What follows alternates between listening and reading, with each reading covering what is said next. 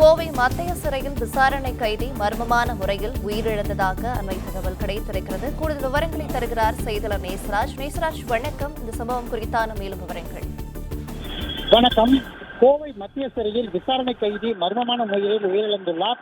திண்டுக்கல் மாவட்டத்தைச் சேர்ந்த கணேசன், வயது 45 என்பவர் பொது சொத்திற்கு சேதம் விளைவித்த வழக்கில் கைது செய்யப்பட்டு கடந்த ஆண்டு ஜூலை 22ஆம் தேதியிலிருந்து மத்திய சிறையில் விசாரணை கைதியாக வைக்கப்பட்டுள்ளார். இந்த நிலையில் இன்று காலை சிறையில் சுயநினைவு இல்லாமல் அறையில் இருந்துள்ளார். அங்குள்ளவர்கள் உடனடியாக அரசு மருத்துவமனைக்கு அழைத்து வந்துள்ளனர். கோவை அரசு மருத்துவமனையில் மருத்துவர்கள் பரிசோதனையில் இறந்துவிட்டதாக மருத்துவர்கள் தெரிவித்துள்ளனர். உயிரிழப்பு குறித்து பந்தய சாலை காவல் நிலைய போலீசார் வழக்கு பதிவு செய்து விசாரணை மேற்கொண்டு வருகின்றனர்.